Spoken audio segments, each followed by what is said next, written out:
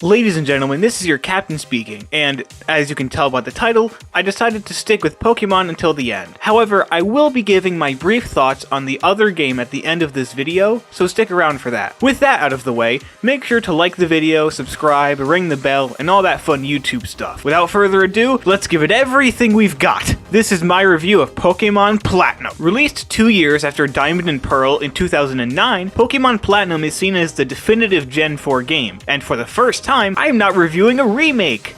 Yet, Gen 4 is known for quite a few things, most notably the physical special split that I already covered in my Heart Gold Soul Silver review. Gen 4's other big claim to fame was giving lots of weak or old Pokemon new evolutions that made them a lot more viable as team members, either in casual playthroughs or in competitive. For example, Aipom got Ambipom, Misdreavus got Mismagius, Murkrow got Honchkrow, Sneasel got Weavile, Magnemite got Magnezone, Lickitung got Licky Licky, and so on. The other new evolutions were Rhyperior, Tangrowth, Electivire, Magmortar, Togekiss, Yanmega, Leafeon, Glaceon, Gliscor, Mamoswine, Gallade, Probopass, Dusknoir, and Frostlass. There were also a few pre-evolutions added, for some reason. Pokemon like Mime Jr., Happiny, and Munchlax. Then there's the special case of Roselia, who got a pre-evolution in Budew and an evolution in Roserade. Going back to Munchlax for a second, I'd like to bring special attention to just how ridiculously hard it is to find one in Gen 4. See, the only way to encounter a Munchlax in Diamond, Pearl, and Platinum was through honey trees. The way honey trees work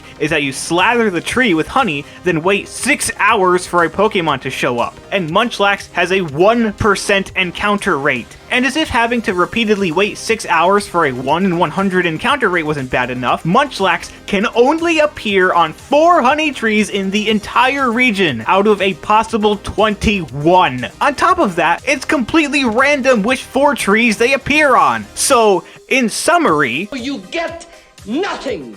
You lose!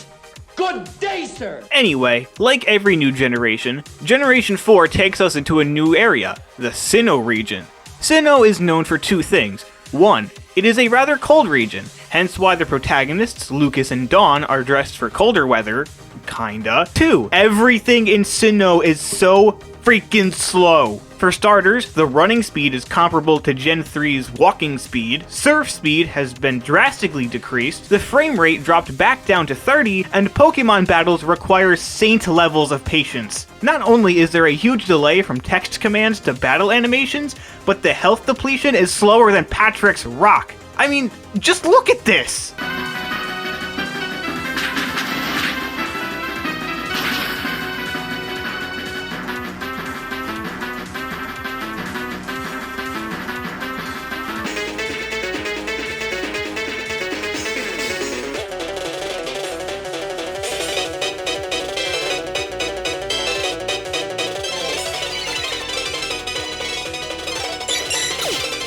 That is just unacceptable! The reason for that is because health is set to decrease at a rate of 30 health points a second, which isn't a problem with lower leveled Pokemon, but as you can see, is a huge problem later in the game. So just keep in mind as I walk you through this game, the whole thing happens at the speed of Shuckle. If you have watched my other videos or know how Pokemon works, you know how this game works. You choose your gender, get a starter Pokemon, and journey through the region with your rival to complete the gym challenge and Elite Four while dealing with an evil team. This time, you are accompanied by whichever protagonist you didn't pick, and another kid named Barry. I'd also like to take this time to apologize to Wally for completely forgetting to mention him during my Oros review. My bad, buddy. Anyway, Barry will get whatever starter has the type advantage over your starter, and the other character will get the remaining one. The starters this time around are the Fire-type Chimchar, the Water-type Piplup, and the Grass-type Turtwig. Sadly, the starters are where my next problem with these games come in. I don't like any of them. Chimchar will eventually evolve into a fire fighting type, just like Blaziken in the previous generation, and isn't as cool or good as Blaziken. Turtwig will eventually evolve into a grass ground type,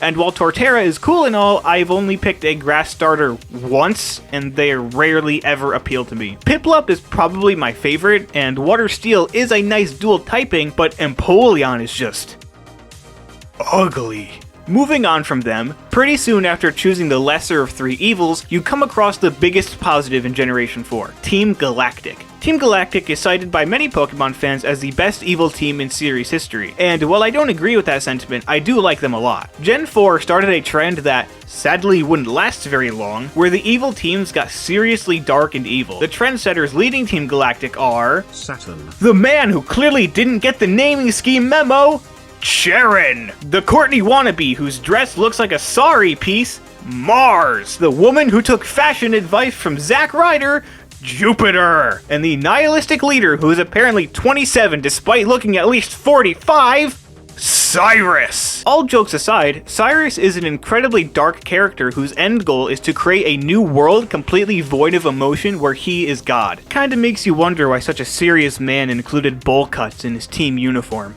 In order to make this dream a reality, he wants to summon the temporal Pokemon that controls time, Dialga, in Diamond version, the spatial Pokemon that controls, well, space, Palkia and Pearl, and both of them in Platinum. However, that leads to the summoning of Giratina, the ruler of the Distortion World and controller of antimatter.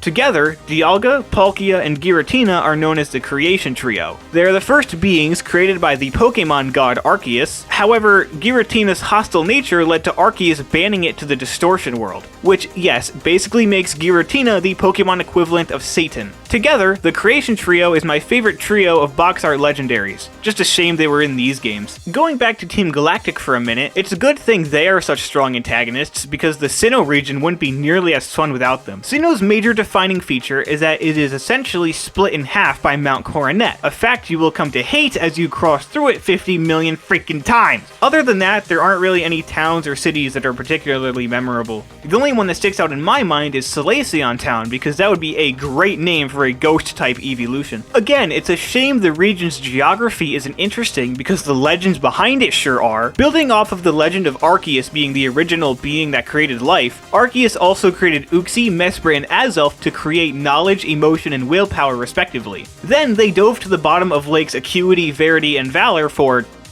reasons. On top of that, there's also the legend that Floaroma Town is blessed by the mythical Pokemon Shaman who can make flowers grow everywhere and anywhere. So, the evil team is interesting, the starters aren't, the region's lore is, and the region itself isn't. Looks like it's up to the gym leaders to break the tie. Let's see how they stack up. The man who demands everyone call him The Rock despite not being anywhere near electrifying, Rourke!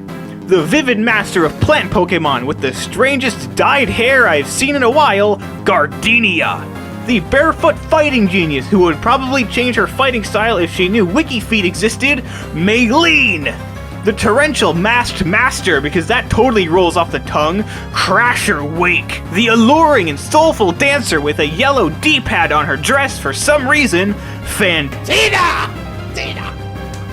The man with the steel body who uses steel types despite being the father of the rock type leader and looking like he just came out of a mine, Byron. In fact, Byron gives you the mine badge when you beat him. Why is he a steel type trainer? The Diamond Dust girl whose name you cannot make fun of because she looks at most 16, Candace. Hey, got him. The shining, shocking star who is completely dead inside because the trainers in Sinnoh suck Pokeballs, Volkner. The Bug-type Elite Four member who hopefully avoided a certain substitute teacher, Aaron. The Earthquaker Painmaker Ground-type Elite Four member, Bertha. The Fire-type Elite Four member who I am convinced moonlights as Ronald McDonald, Flint. The Psychic-type Elite Four member who loves to read with all 5 of his eyes, Lucian! And undoubtedly the coolest champion in Pokemon history who has no problem beating you into a pulp, Cynthia! Overall, the gym leaders aren't the strongest bunch in the franchise, but they all have something going for them. I liked seeing the different reactions as you get farther into the gym challenge.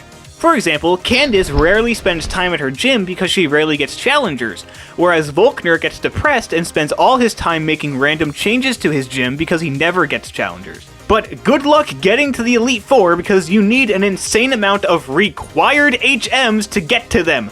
So many that you would need more than one HM mule to get through it! Oh, and I was serious about Cynthia being the best champion. Steven in Gen 3 was cool, and there would be future champions who would be cool, but none of them compare to Cynthia. She's closely linked to every aspect of the story, and carries this air of confidence and friendliness that makes her an ideal role model champion. But enough fawning over Pokegirls, I did that enough last episode. It's time to talk about my friends. What? No, I'm not talking about Dawn and Barry, screw them. I'm talking about the Pokemon I used, obviously. In Pokemon Platinum, I used the Firefighting type Infernape, the normal flying type Staraptor, the electric type Luxray, the grass poison type Roserade, the water type Floatzel, and the dragon ground type Garchomp. Far from my favorite team I've ever put together, I did enjoy their effectiveness in battle and the type coverage I had with them. The thing I will always remember most about this team though is that it was comprised entirely of females. I didn't do that intentionally, it was just a strange coincidence. I guess Lucas is a ladies' man like that. I remember I was originally going to pick Turtwig as my starter, but I ended up going with Chimchar for a reason I'll elaborate on further next episode. Wink. I honestly wish I connected with this team more because we went through literal hell together. Cyrus's plan comes to a head atop Spear Pillar, where Dialga, Palkia, and Giratina were originally created. He summons both Dialga and Palkia, planning to use the captured Lake Guardians to control them. They are unable to do so, we'll get him next time. And Giratina arrives and prevents Cyrus from destroying both worlds by sending him into the Distortion World, and you have to follow after him with help from the Lake Guardians and Cynthia. Remember, Arceus is the Pokemon equivalent of God and banished the Pokemon equivalent of Satan to this world, so the Distortion World is literally the Pokemon version of hell. So, as if you didn't already believe Cynthia was the best champion, she helps you walk through hell and fight Pokemon Satan. If you couldn't tell yet, Platinum is a lot more serious than the previous games. Team Magma and Team Aqua wanted to create drastic changes in the world, yes, but they didn't want to completely change the fabric of the universe and become a god. That's one of the main reasons why I'm not a fan of the Gen 4 remake looking like this. Now, yes, Pokemon has always had chibi overworld character designs, but they haven't since Gen 7. The Gen 4 games have a very serious story with a very serious main antagonist, and I cannot possibly take him seriously when he looks like Link from the Link's Awakening remake. Overall, I think I summed up Pokemon Platinum in the title of this video perfectly. It seems like nostalgia has influenced people's memories of Generation 4 because it has so many problems. Granted, Platinum has fewer problems than Diamond and Pearl, so people really wanted a Platinum remake, not Diamond and Pearl remakes, but trying to enjoy Platinum is like having to stab a needle in between your fingers 3 times before you can eat a donut. Yeah, there are parts you enjoy, but you have to go through such irritating and annoying pains to get there. Over and over and over. Yes, the story of the game is great, but the problems in every other aspect of the game is actively trying to prevent you from enjoying it. 5 out of 10 is the best I can give it. Hopefully the remakes can score higher. It was around this time it became clear just how much the Pokemon franchise needed something drastically new. Did that drastically new thing come? Well, we'll find out in due time. But first, I promised my brief thoughts on a new game that came out. So, in a spot I'm going to start calling the Captain's Quarters, here are my brief thoughts on Shin Megami Tensei III Nocturne HD Remaster. What a mouthful. I hate it! Okay, I'll be less brief than that. The game feels like it couldn't even be freaking bothered to tell you how to play it half the time. It just thrusts you into the thick of things and expects you to figure it out. Yeah, they'll tell you what you need to do, but they couldn't be asked to explain how. There are some features that I still don't know the purpose of, and that's not even the worst part of the game. The main character has absolutely no personality, so you don't give a crap about him or what he's going through. The story is threadbare and practically non-existent at times. Save locations are way too far and few between. The only directions you're ever given on where to go or what to do next are vague lines of dialogue that are rarely ever repeated, and the encounters. Oh my god, the encounters in this game are freaking torture. It's not like Pokemon where you only have wild encounters in certain areas, nor is it like Persona where you can see the enemies on the screen. They just randomly appeared out of nowhere with more frequency than President Trump's Twitter feed before it got shut down. No exaggeration, I was walking down 1 flight of stairs and got 3 encounters in the process. Finally, this game has the worst game balancing. And by that, I mean there isn't any. In no time flat, you'll go from fighting basic enemies that take no thought to fighting an insanely tough boss who literally appears out of nowhere and can sweep your entire team in 1 turn. This game gave me actual headaches when I played it to the point where I couldn't even finish it. It is one of the worst games I have ever played. Okay. Now that that's over, make sure to do that YouTube stuff like liking the video, subscribing, and ringing the bell. This is your captain speaking, and next time, things get a lot more enjoyable. I hope to see you there.